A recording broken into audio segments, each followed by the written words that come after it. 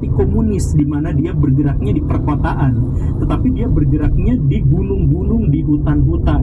Nah, ini memberikan dua dampak besar. Yang pertama adalah dia susah sekali untuk ditangkap karena di gunung-gunung. Kemudian yang kedua itu adalah ngapain juga ditangkap, orang dia ada di gunung gitu. Dia kan tidak mengancam orang-orang yang ada di perkotaan. Di perkotaan semuanya hidup biasa-biasa aja di bawah kendali pemerintahan, sedangkan di gunung-gunung mereka ada. Jadi ya biarin aja yang seperti itu. Nah, begitu. Tetapi lambat laun seiring dengan perjalanan waktu, ketika DITI masih bisa bertahan di pegunungan-pegunungan Jawa Barat, PKI bangkit lagi di bawah siapa? Dipa Nusantara Aidit. Orang ini adalah pemuda yang sangat bersemangat dan dalam beberapa hal saya pikir dia itu jenius. Jenius dalam artian bayangkan PKI tahun 1948 dia habis benar-benar tidak mendapatkan simpati, kemudian tahun 50-an dia naik sebagai pimpinan, dan tahun 55 dia mendapatkan suara sampai posisi nomor 4 di antara partai-partai yang ikut menjadi kontestan pemilu.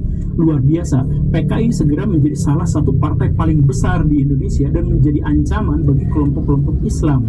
Nah, salah satu kelompok Islam yang menjadi sangat bermusuhan itu adalah DITI. Nah, si PKI itu pada waktu itu melihat bahwa DITI itu adalah kelompok radikal yang harus diberangus. Walaupun mereka adanya di gunung-gunung, tetapi mereka tidak boleh dibiarkan. Maka PKI itu selain melakukan infiltrasi terhadap tentara, infiltrasi kepada pemerintahan, kemudian berusaha masuk ke dalam elemen-elemen masyarakat dan sebagainya, mereka juga berusaha untuk masuk, menginfiltrasi, menjadi agen intel kepada orang-orang DITI di gunung-gunung itu. Jadi Baraya begini ya, ada hal yang harus Baraya garis bawahi.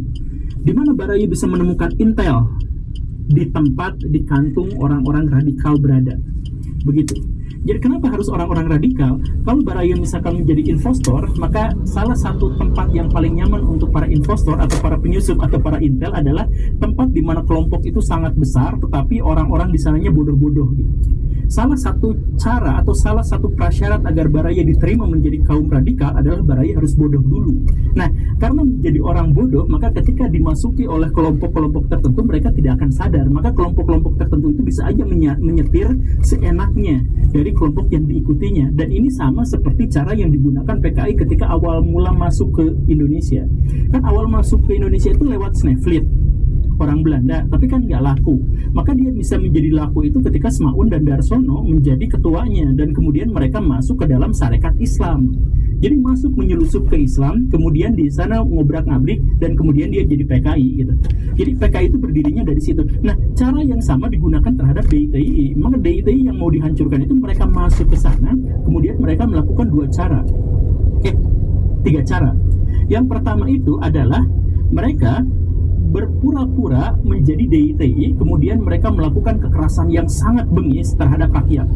Jadi ada orang dirampas, disembelih gitu. Itu kalau Baraya misalkan datang ke perkampungan-perkampungan di Garut dan Tasikmalaya, Baraya ngobrol sama orang-orang tua, mereka pasti trauma sama yang namanya DITI karena mereka suka ngegorok orang.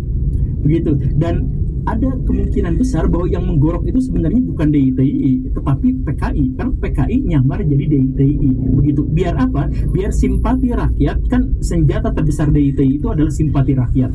Nah, biar simpati rakyat tercerabut dari akar-akarnya terhadap DITI. Itu alasan yang pertama, atau itu cara yang pertama.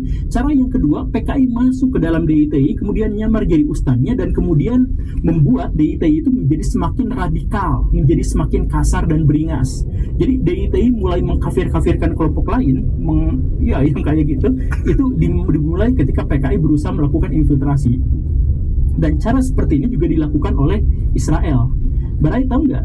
Hamas itu kita kenal sekarang sebagai pejuang anti Israel yang nembak-nembakin roket dan sebagainya gitu ya. Sebenarnya Hamas itu awal mula berdirinya itu atas sponsor dari Mossad, atas sponsor dari Israel.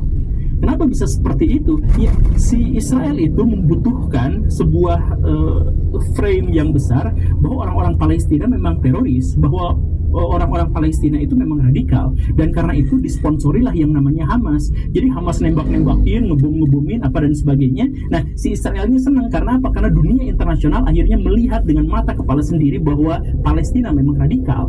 Begitu. Maka ketika misalkan mereka membunuhnya atau dan sebagainya, misalkan tetap bikin tempat-tempat pemukiman Yahudi dan sebagainya, ya warga di seluruh dunia tetap aja tidak bersimpati kepada perjuangan orang-orang Palestina.